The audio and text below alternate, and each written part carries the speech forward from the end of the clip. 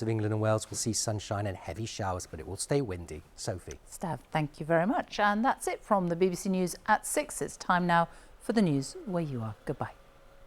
Just gone 6:30, you're watching East Midlands today. And tonight, up to 2,500 jobs to go at RollsRoyce. With almost 14,000 workers here in Derby, we'll have the latest on what those cuts could mean for people here. Tonight, we're on the front line of the NHS as it prepares for a tough winter with a record number of people waiting to start hospital treatment. We're in Worksop, where the local debt management charity says it's busier than ever after the collapse of Wilco left thousands out of work.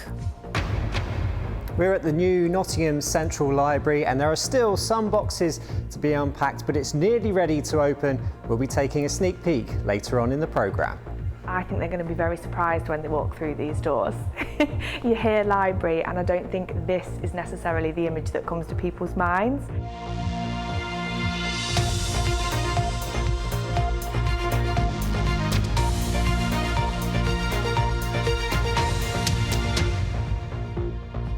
Hello there, welcome to Tuesday's programme with me, Anne Davies. And first tonight, a union said it's disappointed after news of thousands of job losses at RollsRoyce was leaked to the media before employees were told.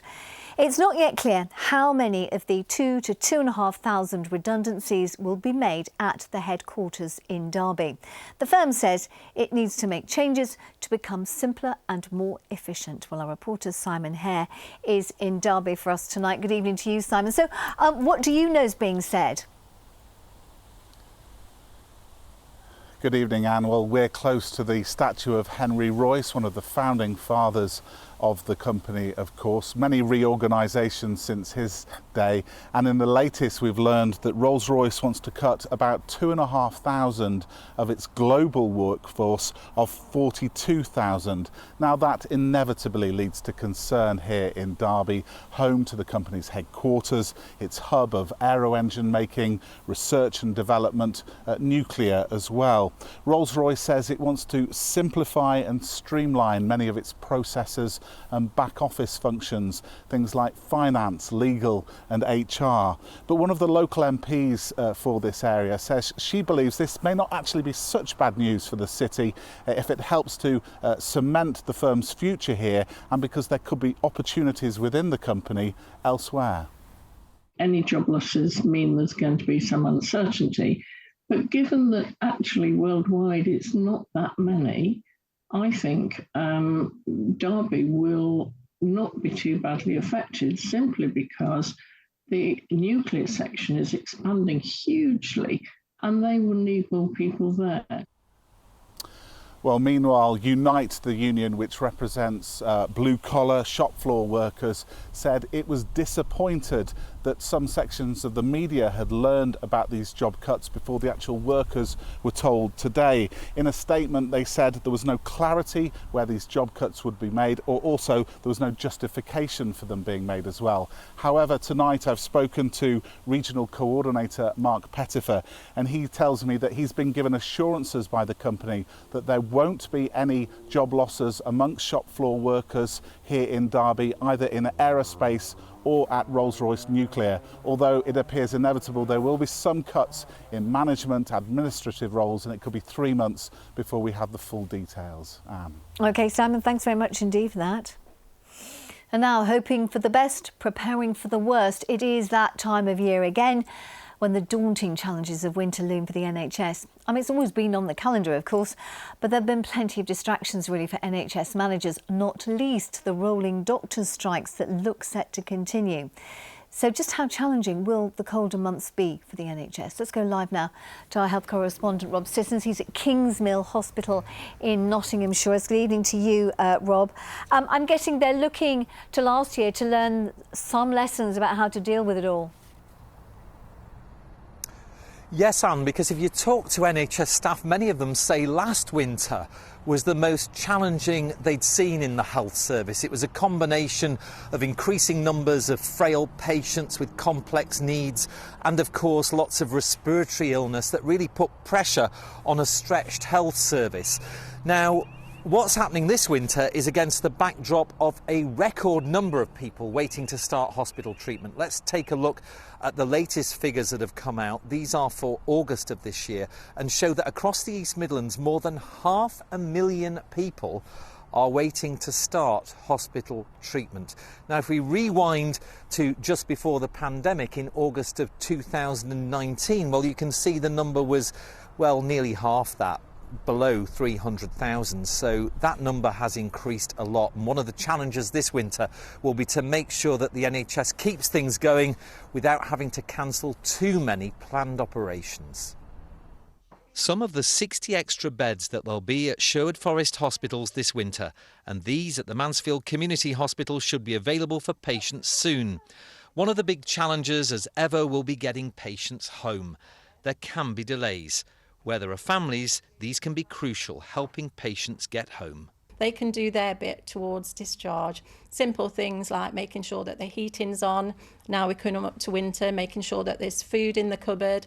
If the therapy team have advised that they need equipment in at home and furniture moving, that is done all pre-discharge. There's always pressure to get patients like Kathleen, who's 95, home when ready.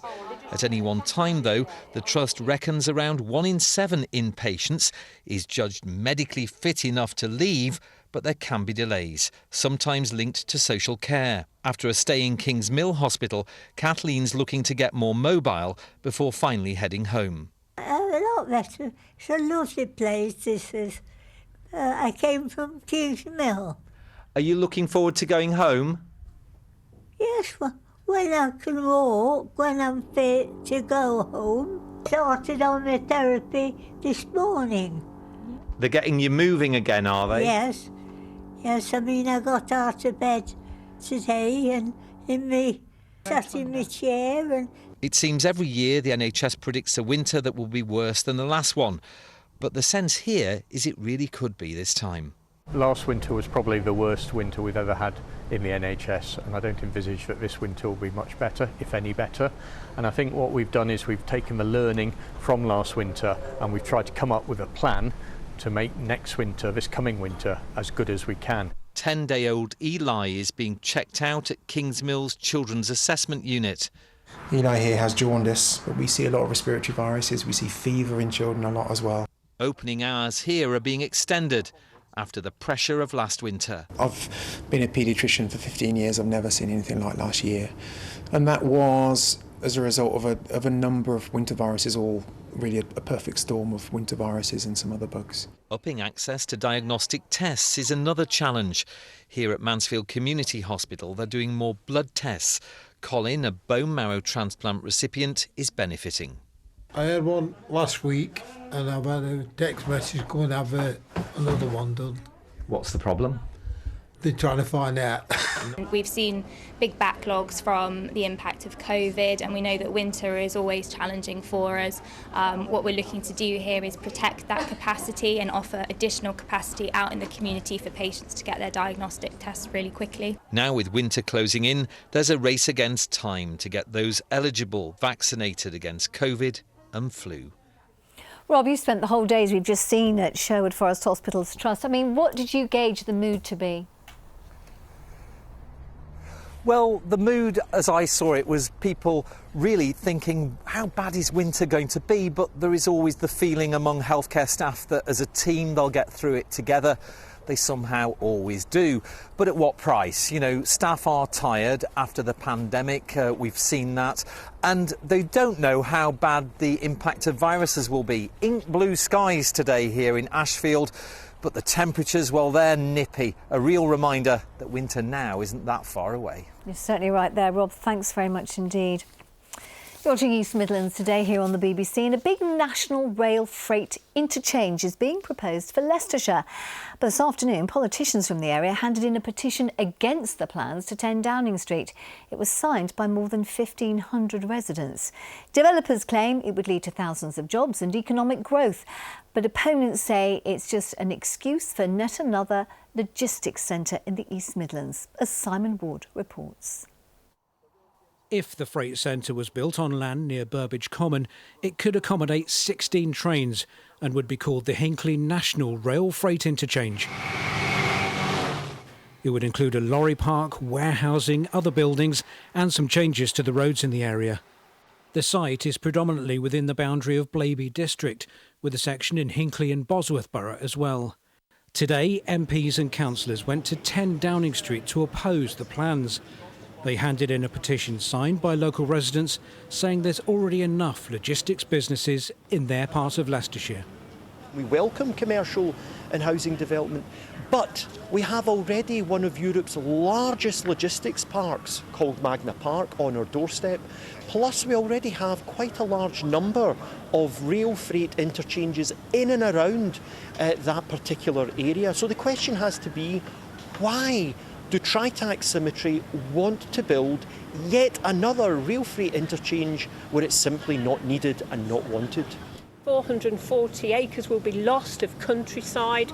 We have the special area of Burbage Common Woods. It's a special area to us and everybody really for walking, cycling and people's mental health.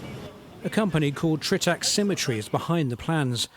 The firm says it would capitalise on the site's strategic location to deliver major economic growth and create thousands of new jobs and opportunities.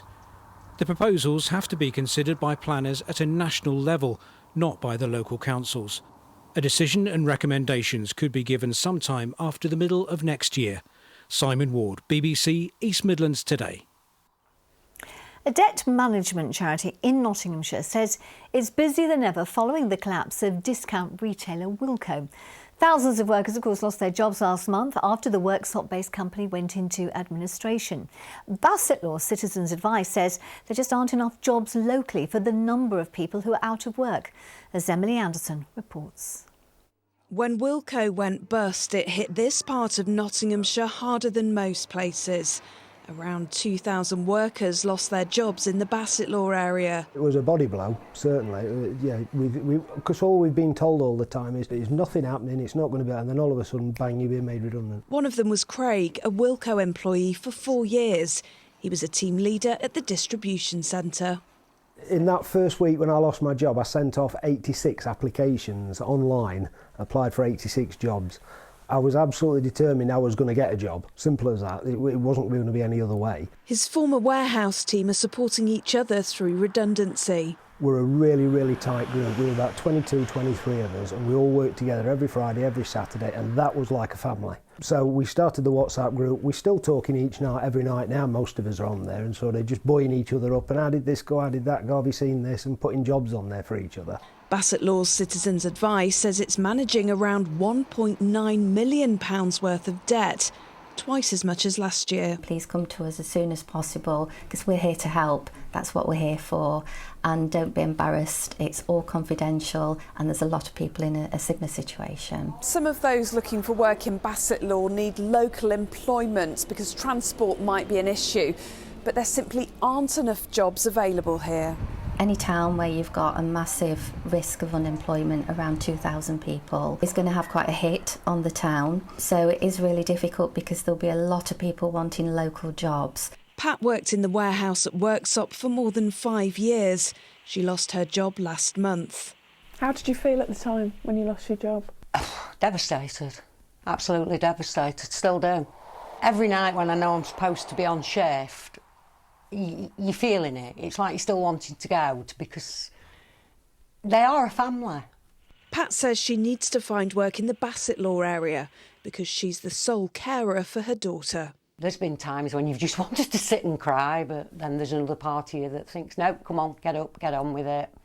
Stay positive, you'll do it, you'll find something.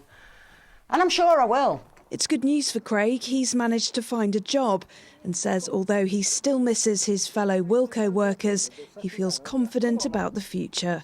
Emily Anderson, BBC East Midlands Today, Worksop. Now, in recent years, the number and variety of cheese substitutes has soared because of veganism. That's really gained in popularity. And now researchers are working with Nottingham University to create a non-dairy substitute of their own, and this time made almost entirely of peas. RollsRoyce reports. In the UK, cows have traditionally provided the main ingredient for our most popular cheeses, like cheddar.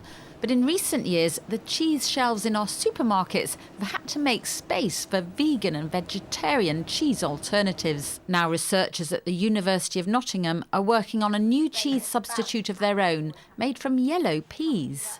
As you can see, these are dry yellow pea, bright and clean, and these are the starting material for our cheese. The cheese from peas research, as it's being called, has attracted £300,000 worth of government funding as well as private investment. Please, Rachel, follow me. This is the development kitchen. This is where we experiment and where we develop our formulation. Starting from peas, we make a flour and then we make our cheese mix. And here, Chris, the researchers at the university are working alongside the spin-off Good Pulse company, which hopes to bring the research to market. As a vegan myself, I struggle to find a proper, decent cheese that will actually nourish me. And we realized that pulses are also the most sustainable crops on the planet, and we thought, well, why not try to make cheese from this widely available crop? But with so many vegan varieties of cheese already out there, why is this unique? But to obtain a product that can actually melt like conventional cheese does is not easy. And that's where our work has been groundbreaking. We have managed to produce a product which is able to melt. And this is quite unique. How have you managed to achieve that and nobody else has, or is that a secret you can't tell us? Unfortunately, we can't give that one away. We can just say that it's really exciting. Would you like to try? The Good Pulse company are planning to patent their secret idea in the next month or so. That was quite sort of nutty flavoured, isn't it, in a way? It's interesting. The proof will be in the pudding, or in this case, the melty cheese-like mix. Rachel Royce, BBC East Midlands Today, Sutton Bonington. Who thought cheese out peas? Sport is just out of sport. And not cheesy at all tonight. Yes, good evening. First, an incredible story. A canoeist diagnosed with cancer just weeks after he returned from winning bronze in the Paralympics is back winning medals against all the odds. Stuart Wood, who trains out of the National Water Sports Centre at Home Pierpont, returned from Tokyo unaware he had Hodgkin's lymphoma.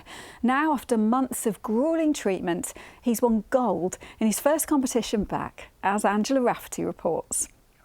So it kind of started in the kind of aftermath of the Tokyo Paralympics. I got back, and I mean, I think naturally after a games everyone feels quite tired and get a bit of a low after all the high. And then kind of 3 or 4 weeks after, I'd kind of started to feel like it perhaps wasn't bouncing back as I would have hoped to, and then I started to get some lumps appearing on my lymph nodes as well. I say it's cancer, it's a bit of a shock to the system. Stuart Wood is no stranger to adversity. As an amputee, life has often been a battle, but his diagnosis for Hodgkin's lymphoma in his 20s, the biggest challenge yet. I mean, I don't think anyone in their 20s is expecting to be diagnosed with cancer, but yeah, it really kind of came out of nowhere. I was on chemo for, well, it was 4 cycles that were 3 weeks each, so it was 12 weeks in total of chemo. It can be quite brutal, and it was definitely very rough at times.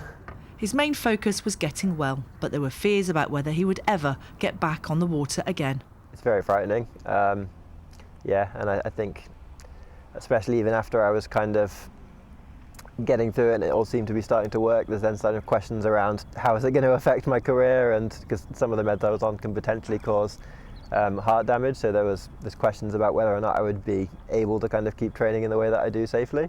So Stuart's going brilliantly, and you know, just considering a year ago he wasn't even allowed to back in. Stuart's determination and support from his family and friends saw him return to training just months after the all clear. And in his first competition on his return, he won gold.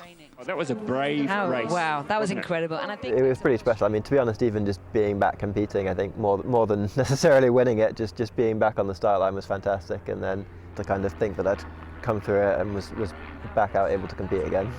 His aim now to secure a place at the Paris Paralympics next year. It's been quite a journey. If you'd kind of said at the start of when I was diagnosed that this is how it would turn out, I think I would have absolutely beat your hand off, because I'm very grateful for how the treatment worked. To be able to kind of get back to where I was. Yeah, if I could get to Paris, it'd be incredible. It would, and we really wish him well. Rugby now, and there will be a sellout crowd at Leicester Tigers' first home game of the new season on Saturday against Sale Sharks. 25,000 fans will be there for new head coach Dan McKellar's first game at Welford Road in the Guinness Premiership, and new boy Ollie Hassel-Collins can't wait. Yeah, I can't wait. Running out in front of the fans, obviously onto the historic kind of stadium, the pitch. Obviously it's a bit different on the home side than it is the away side, but yeah, I can't wait to be in front of a full crowd, especially that Plaza Prow. That's going to be awesome for the game. Football, and a massive mural celebrating two of the greatest managers of all time has gone up in Nottingham. The artwork featuring Brian Clough and Jimmy Cyril has been kept under wraps until today. Now, it took less than 24 hours to paint the mural overlooking the Trent Navigation pub, which stands between the City Ground and Meadow Lane. The artwork was the brainchild of Forza Garibaldi, the team who create the huge matchday flags at Nottingham Forest. And no surprise, it really is attracting plenty of attention. Two legends like that, they've both secured themselves as the greatest managers both clubs have ever had. And there's no rewriting history. When you think of Notts County, you think of Jimmy Cyril. When you think of Nottingham Forest and Nottingham, you think of Brian Clough. It's just going to be a tourist destination now. People are going to come and make this part of their pathway to going to watch matches at Meadow Lane at the City Ground. They'll want to take the photo next to it. They'll want to take a photo of it, put it on their social media feeds. It's just going to only enhance the matchday experience for everyone. Fantastic. I might pop and see it on my way home, Anne. It looks fantastic. It looks really nice. Might be a bit dark, that. We'd better get a move on. Now then, it's been more than 3 years actually since Nottingham closed the doors to its library in the city centre. But in that time, work has been busily underway to develop a new central library facility in part of the Broadmarsh regeneration area. It's now very close to opening to the public, so we've sent Rich Davies down to have a look at what's there, and I think it's fair to say it's more than any library I've ever seen. Located on Carrington Street, on the corner of the Broadmarsh bus station, lies Nottingham's new central library. It'll soon be open, but before it does, Georgina is taking me on a tour, and she's incredibly excited to see it open. We're on the first floor with the fiction, the local histories. We've got the cafe and dining space, event space down there, and also the lounge seating for people to come and chill in. I think they're going to be very surprised when they walk through these doors. You hear library, and I don't think this is necessarily the image that comes to people's minds. So I'm really looking forward to seeing those reactions, not only because of the building and the beautiful design of the space, but because of the events and the kind of programmes we're trying to offer. The library also has meeting rooms, private desk areas, access to free Wi-Fi and computers, a centre to help people develop their business ideas, and a children's area which includes something rather special. Well, I haven't seen a room like this in a library before. What kind of space are we in? This is our imagination room. So it's a 360-degree projection room with animated and interactive video content. We imagine it being used for children, actors, authors, all sorts of people. I think libraries have always adapted and changed over that period of time. We are seeing a lot more people use some of our digital resources, but we also have to recognise a lot of people don't have access to those at home, and this provides an opportunity for those to gain access from that point of view. More than 10,000 boxes of books have been reshelved since the former Central Library closed more than 3 years ago. In total, it's due to cost £10.5 million, and the council say it should arrive on budget. The south side has been earmarked for development for quite a while, and we're moving ahead so that we can make sure we deliver for the people of Nottingham. We've said that we want to do it before the end of the year, and we really want to deliver on it, so we all want to work together to achieve that. I really love the fact that we've coloured the bookshelves with stripes to nod a little bit to Paul Smith, or the fact that we've got the sound buffering is lace, Nottingham lace. To have somewhere like a library that is kitted out for modern people, modern day needs, it really means that people can come in and start building that community again in a space that's cool, does cool things for them, helps them with educational things, research, but also building community. So it's nearly ready. Just a few boxes to unpack and a few jobs left to do. The doors will open on the 28th of November later this year. Rich Davies, BBC East Midlands Today, Nottingham. Looks fab, doesn't it? Just before the weather, you might remember last night, I hope you were watching, but we introduced you to the huge monsters that had invaded Leicester as part of a spectacular trail in the city in the run-up to Halloween. Well, we thought you might just like to see how they look under the night sky.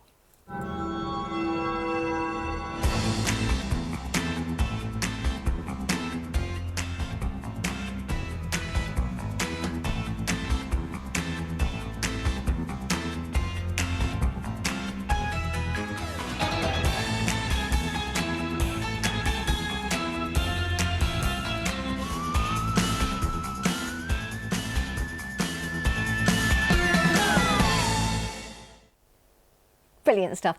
I need to ask Natasha about this storm because we all were saying it's got a really weird name, so it's Babette, isn't it? Yeah, Babette. So they're all named after people, these storms nowadays, and this one is actually named after a person who visited the Dutch weather agency, the KMNI, and they wanted to have a storm named after them because they actually born during a storm. Oh, So, how lovely. I'd yeah. like a storm. I'd like to be named after a storm, or a storm named after me. Anyway, I'll try. tell I'll us ask. this. I'll Thank put you. it forward. Well, it hasn't been stormy today, at least. We've had some lovely bright skies to begin with, and perfect day actually for putting that washing out. I think Maggie had the right idea there. But things are going to change, get a little bit wet and windy. We do have this area of low pressure pushing in, that is Storm Babette, and with it we are going to get quite a bit of rain around over the next few days. And it does come with a weather warning from the Met Office for rain. That's valid from 6 a.m. on Thursday because we could have some quite heavy downpours. This evening at least, it's not looking too bad. So that cloud is going to continue to build in places. Still some clearer skies around at times and temperatures milder than last night. So lows of around 8 or 9 degrees Celsius. So as we go into tomorrow, then that breeze is going to start to pick up a bit. Still plenty of brighter skies in there, that cloud just bubbling up in places. Cloud building though as we go towards the end of the day before that rain pushes in. And you can see those strongest gusts have started to build a little bit.